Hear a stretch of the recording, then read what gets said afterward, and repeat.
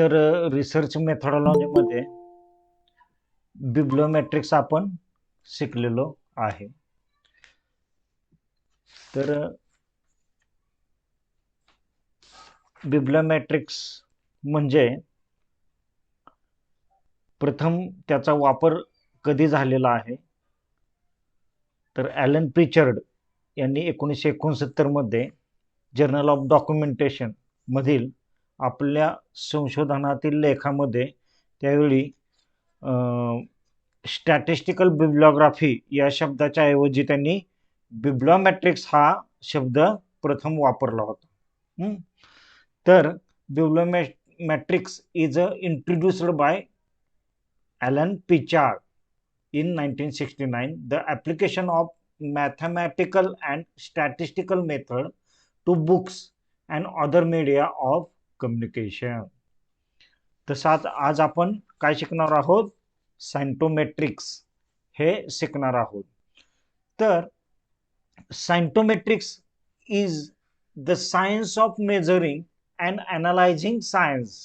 As such, it includes the bibliometrics of scientific books and articles, but it also takes into account funding, demography and geography, etc. तर सायंटोमॅट्रिक्स ही term प्रथम कधी वापरली, कुणी वापरली? The term scientometrics organised as a Russian term, म्हणजे ही एक Russian term आहे. तर for the application of quantitative methods to the history of science. In 1969, Vasily V. Nalimov and Z.M. Mulkanko coined the Russian equivalent of the term saintometrics. म्हणजे 1969 मध्ये त्यांनी ही term प्रथम वापरलेली आहे. तर हा शब्दप्रयोग प्रथम वॅसिली नेल्मो यांनी 1960 मध्ये सायंटोमेट्रिक हा शब्द तयार केलेला आहे. हे लक्षात घ्या की आधुनिक सायंटोमेट्रिक्स मुख्यतः डेरेक सोला प्राइस आणि युजिन गारफेल्ड यांच्या कार्यावर आधारित आहे आधुनिक सायंटोमेट्रिक्स. पण जुन्या काळातील जे सायंटोमेट्रिक्स आहे ते वॅसिली नॅलिमू आणि Z.M. मुकेन्को यांनी प्रथम वापरलेलं होतं. तर डेरेक सोला प्राइस आणि युजिन गारफेल्ड यांनीच इन्स्टिट्यूट ऑफ सायंटिफिक इन्फॉर्मेशनची स्थापना केली होती. आणि जी सायंटोमेट्रिक्सचे विश्लेषण करते म्हणजे काय, तर सायंटोमेट्रिक्स ही ग्रंथालय माहितीशास्त्र विज्ञानाची शाखा आहे.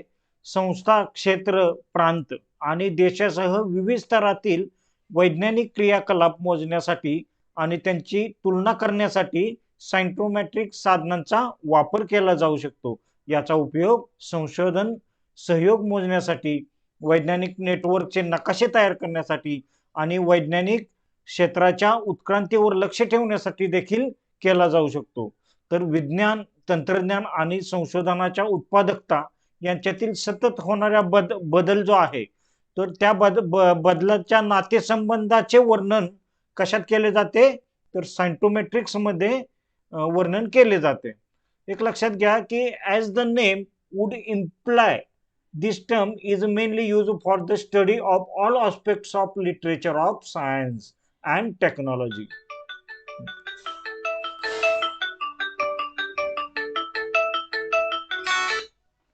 The term had gained a wide recognition after the foundation of the journal Scientometrics by Tibor Brown in 1978. एक लक्षात घ्या की ते जे पहिल्यांदा जे 1960 मध्ये वॅसिली नॅलिमू यांनी जो हा सायंटोमेट्रिक्स शब्द तयार केलेला आहे, त्यांचा फोटो या ठिकाणी मी दाखवलेला आहे की ते नेमके कसे दिसतात.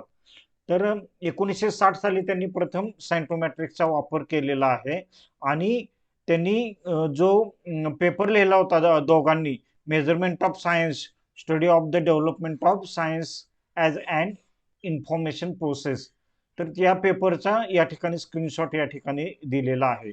तर what is scientometrics? The scientometrics is a field which applies quantitative methods to the study of science as an information process. It is the science of measuring the quality of science. It is often done using bibliometrics, which is a measurement of the impact of scientific publication. It includes all quantitative aspects of science, communication in science, and science policies.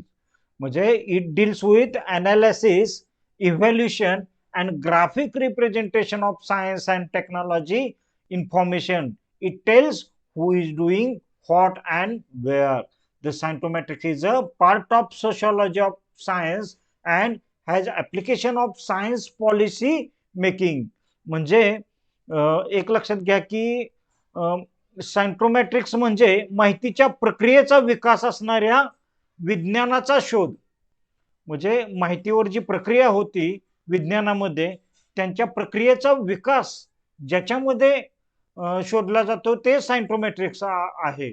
तर Neeleman and Malkenko defined scientometrics as the application of quantitative methods which are dealing with the analysis of science viewed as an information process. तर या ठिकाणी आपल्याला सायंटोमेट्रिक्स म्हणजे कळलेलं आहे आणि त्याच्या व्याख्या या ठिकाणी वेगवेगळ्या शास्त्रज्ञांनी ज्या दिलेल्या आहेत त्या ठिकाणी आपण सांगितलेलं आहे. तर तर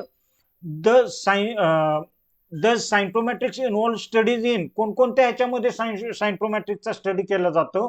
तर सोशॉलॉजी ऑफ सायन्स मध्ये केला जातो, हिस्ट्री ऑफ सायन्स मध्ये केला जातो, त्याचबरोबर growth of science and scientific institutions मध्ये केला जातो, behaviour of science and scientist मध्ये केला जातो आणि science policy and decision making मध्ये सायंटोमेट्रिक्स चा अभ्यास केला जात आहे. तर modern scientometrics is mostly based on the work of Derek De Sola Price आणि युजिन गारफिल्ड हे मॉडर्न सायंटोमॅट्रिक्सचे जनक आहेत. म्हणजे त्यांनी वापरलेलं आहे. The latter founded the institute of scientific information which is heavily used for scientometrics analysis.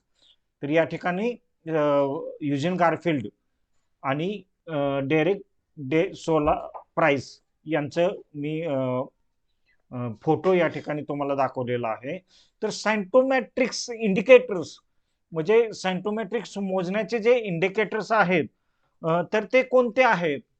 तर जर्नल इम्पॅक्ट फॅक्टर च्या माध्यमातून सायंटोमॅट्रिक्स काउंट केलं जातं. एच इंडेक्स, त्याचबरोबर measuring the level of non citation आणि पेज रँक अल्गोरिदम. म्हणजे हे जे सायंटोमॅट्रिक्स मध्ये इम्पॅक्ट फॅक्टर मोजला जातो, एच इंडेक्स काढला जातो. एखादा ऑथर असेल तर त्यांनी it impact of individual scientist rather than journals measuring the number of individual scientist impact of citation record.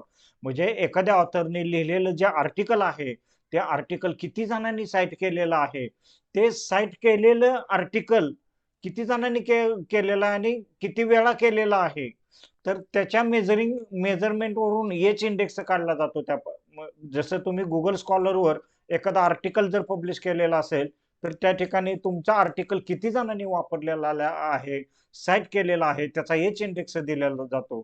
अशा प्रकारे सायंटोमॅट्रिक्स इंडिकेटर्सनी वापरले जातात. आता एक लक्षात घ्या की सायंटोमॅट्रिक्स काढण्याचे जे टूल्स आहेत तर ते या ठिकाणी दिलेले आहेत. ते quantitative as well as qualitative analysis of any scientometric study such as citation mapping, visualisation, bibliographic coupling, co-authorship network, coverts mapping, etc. are carried out by using scientometrics tool. म्हणजे सायंटोमॅट्रिक्स टूलचा वापर करून ह्या सर्व गोष्टी केल्या जातात की सायटेशन मॅपिंग केलं जातं, व्हिज्युअलायझेशन केलं जातं, बिब्लियोग्राफिक कपलिंग केलं जातं, को ऑथरशिप नेटवर्क यांचं म्हणजे ह्यांचं काउंटिंग केलं जातं, कोड्स मॅपिंग केलं जातं.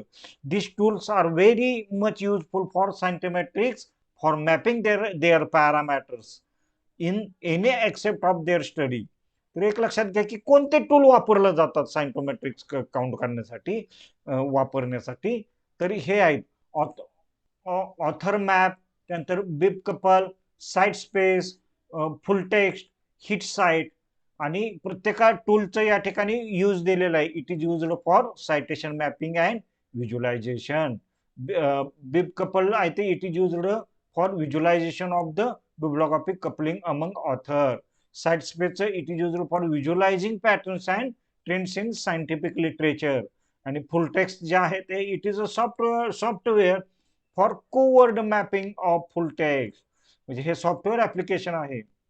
आणि hit site is also software. Bibliographic analysis and visualisation software. हे असे सायंटोमेट्रिक्स करण्यासाठी हे टूल्स वापरले जातात. एक लक्षात घ्या की जसे सायंटोमेट्रिक्स आहे, बिब्लोमेट्रिक्स आहे, त्याच प्रकारे वेबोमेट्रिक्स आहे. म्हणजे वेबसाईटचं मापन करणं म्हणजे काय, तर वेबोमॅट्रिक्स विज्ञान, तसेच सायबरमॅट्रिक्स वर्ल्ड वाईड वेबचे मोजमाप करण्याचा, हायपरलिंकची संख्या व प्रकार, वर्ल्ड वाईड वेबची रचना आणि वापरण्याच्या पद्धतीबद्दलची माहिती मिळवण्याचा प्रयत्न करणं म्हणजे हे ह्या बिब्लोमॅट्रिक्सचाच एक प्रकार आहे. पण तो वेबच्या माध्यमातून मापन केलं जातं, त्यामुळे त्याला वेबोमॅट्रिक्स असं म्हटलं जातं. 1997 मध्ये थॉमस अल्मिड आणि पीटर इग्वर्सन यांनी वेबोमॅट्रिक्स ने पुनर्स्थित हा शब्द प्रथम वापरला गेला.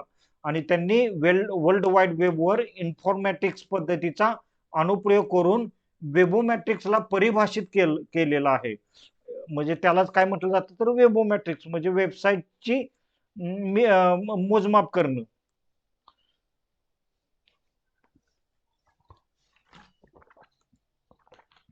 तर जसं वेबोमॅट्रिक्स आहे त्याच पद्धतीने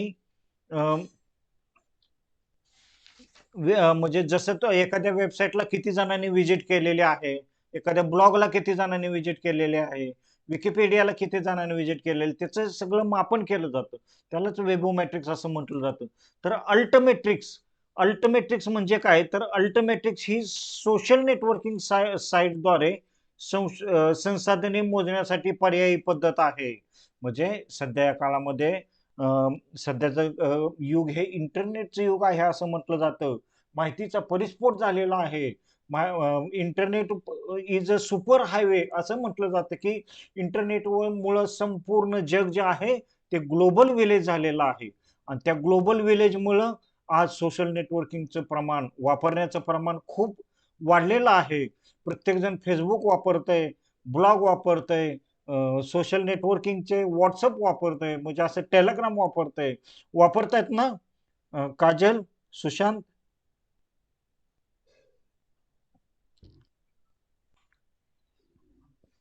सविता? हो सर. हा, मग सोशल नेटवर्किंग म्हणजे काय, तर जे आपण ओपन टू ऑल, जसं फेसबुक आहे, जसं युट्यूब आहे, म्हणजे युट्यूबचा वापर प्रत्येक जण करत आहे सध्या, फेसबुक ब्लॉगचा वापर करत आहे. तसं त्या सोशल मीडियाचा म्हणजे सन 1990 पासून सोशल वेब संसाधनाचे विश्लेषण करण्याचे आणि मोजण्याचे एक नवीन पद्धत सुरू झाली.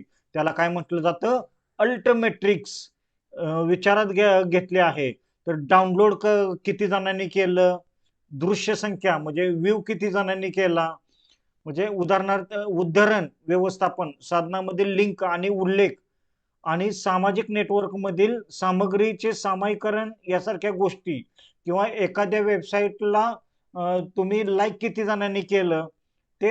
आता तुमचा जर युट्यूबचं चॅनल असेल तर त्या ठिकाणी तुम्हाला एका आठवड्यामध्ये किती जणांनी व्ह्यू केलेला आहे, किती जणांनी लाईक केलेलं आहे, किती जणांनी कमेंट दिलेले आहे, हे सर्व गोष्टी आहेत ते तुम्हाला समजतात. म्हणजे काय, तर अल्टमेट्रिक्स. तर त्याचा उदाहरणार्थ डाउनलोड किती जणांनी केलेला आहे, बुकमार्क किती जणांनी केलेला आहे, मग तुमच्या ब्लॉगचा उल्लेख किती जणांनी केलेला आहे, असं बऱ्याच गोष्टींचा अंतर्भाव त्यामध्ये अल्टमेट्रिक्स मध्ये होत असतो. अशा प्रकारे आज आपण सायंटोमेट्रिक्स हे शिकलेलो आहे आणि अल्टमेट्रिक्स हे शिकलेलो आहे आणि वेबोमेट्रिक्स ही संज्ञा आपण शिकलेलो आहे. समजलं का सविता? हो समजलं सर. हा, आता मी तुम्हाला का नाही इंटरनेटचा वापर तुमच्या मास्टर ऑफ लायब्ररी आणि इन्फॉर्मेशन सायन्स मध्ये कसा करायचा, म्हणजे तुम्हाला एक मी साईट सांगणार आहे जे तुम्हाला सेटनेटला पण ती उपयोगी पडणार आहे. तर या ठिकाणी netugc.com असं मी टाईप करतोय. Net netugc.com. तर हे तुम्हाला एम्ब्लिम and ISC master of library and information science साठी आणि UGC नेटचा अभ्यास करण्यासाठी ही वेबसाईट खूप महत्वाची आहे. netugc.com. कुठली सविता?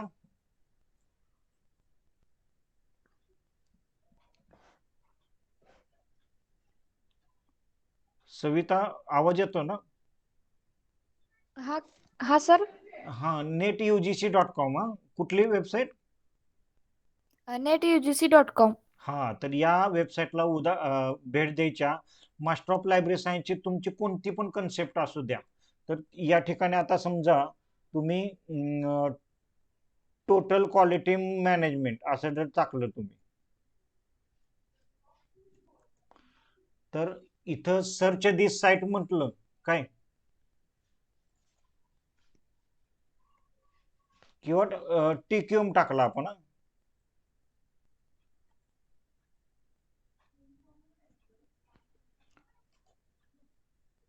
तर या ठिकाणी TQM वर आतापर्यंत UGCच्या म्हणजे या वेबसाईटवर किती वेळा प्रश्न विचारलेला आहे तर ते या ठिकाणी आपल्याला पाहायला मिळतं. म्हणजे अभ्यास करायला सोपी पद्धत आहे का नाही? आता TQM वर असा प्रश्न आलेला आहे, identify the person who contribute the development of TQM. तर ह्याचं उत्तर ए आहे. ABC R correct. फिलिप हा आणि हा ABC हे उत्तर आहे. त्यानंतर अजून अजून किती वेळा आलेला ह्याच्यावर, identify the following basic steps of William Edwards for implementing TQM.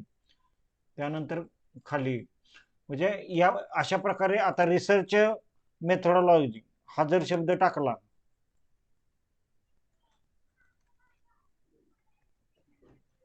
किंवा नसता रिसर्च आपण टाकला, तर या ठिकाणी research design, research method in library and information science, research report दिसतंय का इथं सविता? हो दिसतंय की सर. हा, आता रिसर्च रिपोर्टला आपण या ठिकाणी क्लिक केला तर या ठिकाणी research report, so objective of research report, permanent record of research report, म्हणजे हे लायब्ररी सायन्सच्या एका लायब्ररीनी ही वेबसाईट बनवलेली आहे. रिसर्च हा शब्द किती ठिकाणी आलेला आहे ह्या वेबसाईटमध्ये. एक लक्षात घ्या की सेटनेट तुम्हाला पास व्हायचं असेल ना तर हे खूप महत्वाचं. आता 2009 मध्ये प्रिव्हियस क्वेश्चन पेपर 2019 मध्ये आणि 9 मध्ये हा रिसर्च हा शब्द आलेला आहे, म्हणजे रिसर्चवर प्रश्न पडलेला आहे. तर असं तुम्ही सर्च करू शकता. Null hypothesis is dash dash when these when there is no difference between the variables. म्हणजे काय, नल हायपोथेसिस म्हणजे अशा प्रकारे तुम्ही स्मार्ट स्टडी करू शकता. समजतंय ना? म्हणजे कंट्रोल F वापरायचं, फाइंड करायचं, कंट्रोल F वापरायचा आणि तो शब्द टाकून तुम्ही कोणताही शब्द तुम्ही या ठिकाणी टाकू शकता. म्हणजे लायब्ररी मॅनेजमेंट जरी टाकला तुम्ही तर इथं library management and software packages आलं का लगेच? तर library management packages, automation, e Granthalaya, Koha, म्हणजे न्यूजन लिब, हे सगळे सॉफ्टवेअरचे सगळे इन्फॉर्मेशन येते. समजा तुम्ही इथं कोहा टाकलं म्हणजे तुमच्या अभ्यासाच्या दृष्टिकोनातून हे खूप महत्वाचं आहे. कोहा एवढा वेळा आलेला आहे बघा शब्द. शॉर्ट आन्सर कोहा.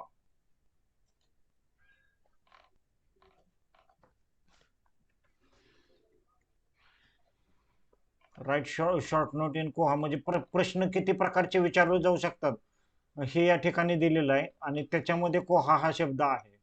तर अशा प्रकारे तुम्ही अभ्यास करू शकता तुम्ही. तर आपण आता संशोधनाचे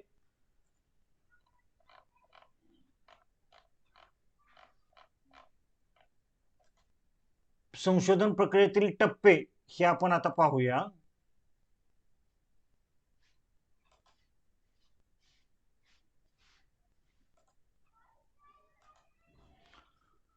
दिसते ना पीपीटी? सविता? हो सर, दिसत्या.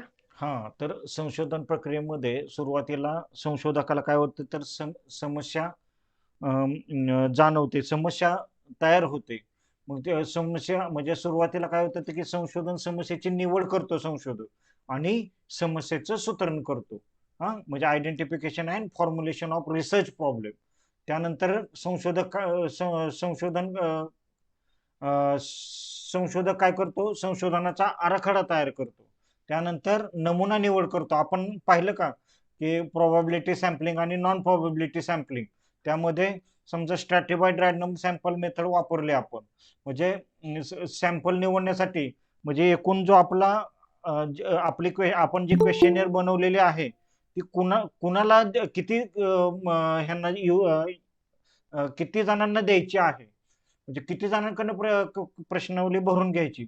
समजा 1000 विद्यार्थी असतील तर 1000 विद्यार्थ्यांकडून जर आपण प्रश्नावली भरून घेत बसलो तर ते पॉसिबल होत नाही. त्यासाठी आपण मॉर्गनचा टेबल वापरतो किंवा सॅम्पलिंग मेथडचा वापर करून आपण नमुना निवड करतो आणि माहिती संकलनासाठीचे साधने तयार करतो, म्हणजे कुठले क्वेश्चनियर, इंटरव्ह्यूचं शेड्यूल किंवा ऑब्झर्वेशन मेथड.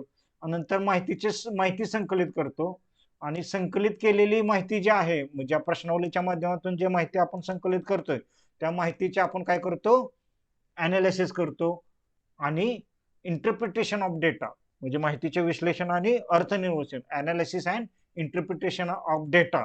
आणि त्याच्यानंतर काय करत असतो आपण, अहवाल लेखन करतो आपण. तर अहवाल लेखनामध्ये अहवाल लेखन म्हणजे काय, तर नेमकं कुठल्या पद्धतीने अहवाल लिहिला पाहिजे ती या ठिकाणी मी तुम्हाला सांगतोय. की आपण जो प्रकल्प अहवाल लिहितो त्याच्यामध्ये ग्रंथरूपातील संशोधन अहवाल, लेखाच्या स्वरूपातील संशोधन अहवाल असंही त्याला म्हटलं जातं. तर सुरुवातीला शीर्षक पृष्ठ असते, जे तुम्ही एम्बॉसिंग करून बाइंडिंग केल्यानंतर वरच्या बाजूला जे पृष्ठ असते त्याच्या आतमध्ये शीर्षक पृष्ठ असते. शीर्षक पृष्ठाच्या आतमध्ये अनुक्रमणिका पृष्ठ असते. अनुक्रमणिकामध्ये ऋणनिर्देश, म्हणजे तुम्हाला ज्या संशोधन करताना ज्या ज्या लोकांची मदत झालेली आहे, ज्या लायब्ररियनची मदत झालेली आहे, ज्या गाईडनी तुम्हाला मदत केलेली आहे, त्यांचं तुम्ही ऋणनिर्देश त्या ठिकाणी द्यावयाचं असतंय.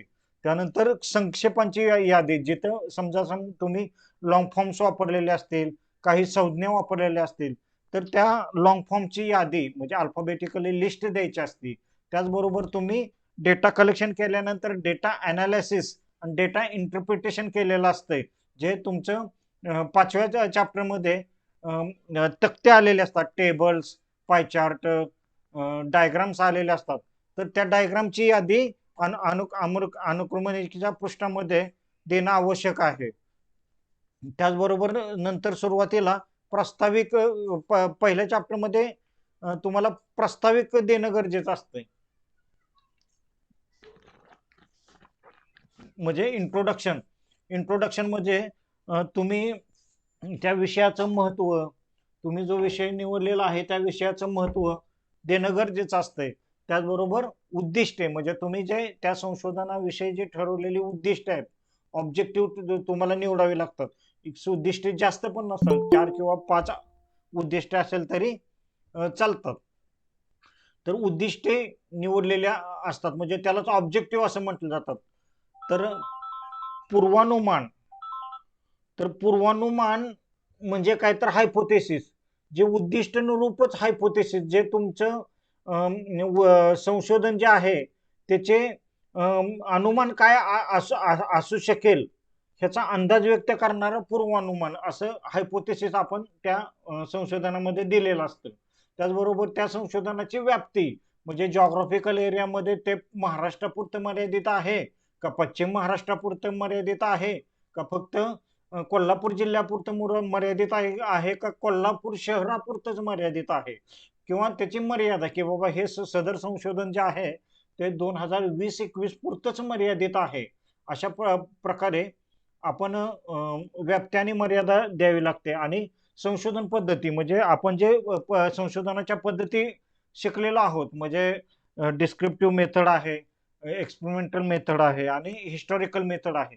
त्यामधले आपल्या संशोधनाला उपयुक्त असणारी मेथड कोणती वापरणार आहोत, तर सदर संशोधन हे वर्तमान काळातील आहे. म्हणजे त्यामुळं आपण डिस्क्रिप्टिव्ह मेथड या ठिकाणी वापरणार असं त्या ठिकाणी मेन्शन करायचं असतंय. त्याचबरोबर प्रकरणांचा आढावा, म्हणजे पहिलं चॅप्टर कुठला आहे, प्रास्ताविक आहे, दुसरं साहित्याचा आढावा असेल, तिसरं त्या संशोधनाशी संबंधित असेल, संशोधनाविषयी माहिती, चौथं डेटा कलेक्शन असेल, डेटा इंटरप्रिटेशन असेल, पाचवं फाइंडिंग आणि कन्क्लुजन असेल. तर त्या वाचन साहित्याच्या प्रकरणांचा आढावा म्हणजे कॉन्स्पेक्टस ऑफ स्टडी या त्या ठिकाणी द्यावायचा असतोय रायटिंग ऑफ रिसर्च रिपोर्टमध्ये. आणि वाचन साहित्याचा आढावा म्हणजे तुम्हाला वाचन साहित्य म्हणजे तुम्ही तुमच्या विषयामध्ये झालेले जे संशोधन आहेत, लिटरेचर रिव्ह्यू जे आहे, तुमच्या विषयी तुम्ही जो विषय निवडलेला आहे त्या विषयाशी रिलेटेड ज्या पुस्तकांचा तुम्ही अभ्यास केलेला आहे, ज्या डेझर्टेशन थेसिसचा अभ्यास केलेला आहे, जर्नल्समध्ये आर्टिकलचा अभ्यास केलेला आहे, त्या सर्व गोष्टींचा वाचन साहित्याचा आढावा या म्हणजे रिव्ह्यू ऑफ लिटरेचर या प्रकरणामध्ये त्याचा समावेश होत असतो. आणि त्यानंतर माहितीचे विश्लेषण आणि अर्थनिर्वेचन म्हणजे जे तुम्ही इन्फॉर्मेशन कलेक्ट केलेले आहे, जे तुम्ही आता नंतर तुम्ही काय करता, क्वेश्चनेअर बनवता, इंटरव्ह्यू शेड्यूल करता आणि क्वेश्चनेअरच्या माध्यमातून तुम्ही इन्फॉर्मेशन कलेक्ट करता. तर कलेक्ट केलेली इन्फॉर्मेशन जे आहे त्याचं अनालिसिस आणि इंटरप्रिटेशन करता टेबलच्या माध्यमातून, पाय चार्टच्या माध्यमातून. आणि त्या इंटरप्रिटेशनवर तुम्ही जे ऑब्जेक्टिव्ह तयार केलेले होते किंवा हायपोथेसिस जे केलं तर हायपोथेसिसचं टेस्टिंग केलं जातं, किंवा उद्दिष्ट प्राप्त झालेले आहेत का नाहीत, तुमची उद्दिष्ट जे ठरवलेली होती ती प्राप्त झालेली आहेत का नाही ते पाहिलं जातं. आणि निष्कर्ष आणि शिफारसी दिलेल्या जातात. म्हणजे निष्कर्ष म्हणजे काय तर कन्क्लुजन, फाइंडिंग काढले जातात, कन्क्लुजन हे केलं जातं, शेवटी सजेशन दिले जातात. आणि शेवटी जे असते ती संदर्भ सूची. संदर्भ सूची म्हणजे काय तर रेफरन्सेस, म्हणजे ज्या पुस्तकांचा अभ्यास केलेला आहे, ज्या रिसर्च आर्टिकलचा तुम्ही अभ्यास केलेला आहे, त्या सगळ्यांची APA स्टाईलनुसार म्हणजे अमेरिकन सायकोलॉजिकल असोसिएशनचे स्टाईल वापरून त्या स्टाईलनुसार तुम्हाला संदर्भ सूची शेवटी द्यावी लागते. आणि तुमच्या थेसिसच्या किंवा डेझर्टेशनच्या शेवटी परिशिष्ट आलेलं असते. त्या परिशिष्टमध्ये प्रश्नावली, नकाशे, फोटोज अशा पद्धतीने तुम्हाला संशोधनाचा अहवाल तयार करायचा असतोय, रायटिंग रिसर्च रिपोर्ट तयार करायचा असतोय आणि तो विद्यापीठाला सबमिट करायचा असतोय. मग एमफिल करायचा असेल, एमलिब करायचा असेल, PhD करायचं असेल तर हा रायटिंग रिसर्च रिपोर्ट जो आहे त्याची प्रोसेस ही सेमच असते. म्हणजे कोणत्याही विषयातलं संशोधन असलं तर रायटिंग रिसर्च रिपोर्टची जी प्रोसेस आहे ती समानच असणार आहे. तर आपलं आता बऱ्यापैकी मॅक्सिमम आपण सिलेबस पूर्णपणे कव्हर केलेला आहे. हॅलो, आवाज येतोय सविता, सुशांत? हो येतोय सर. हा, आपण आता बरं का बऱ्यापैकी आपल्याला सगळ्या कन्सेप्ट आपण सांगून झालेल्या आहेत. तर आता खोत मॅडम आहेत ना, ते तुम्हाला पुढचं एखादं लेक्चर घेतील, तुम्हाला रिसर्च मेथोडॉलॉजीचा आढावा घेतील. आणि तुम्हाला एक टेस्ट पण ठेवलेली आहे. तर netugc.com अभ्यास करून तुम्ही अभ्यास करा. सगळ्याच विषयाचा अभ्यास तिथून केला तरी चालेल, कारण तुम्हाला नेट सेट साठी पण ते उपयुक्त आहे. हा, तरी संक्रांतीच्या सर्वांना शुभेच्छा मी या ठिकाणी देतो. आणि आजचं लेक्चर या ठिकाणी आपण थांबवतोय. मग all the best. Okay sir. Thank you sir. Okay, all best, bye. Happy Sankranti सर्वांना. सर तुम्हाला पण. हा.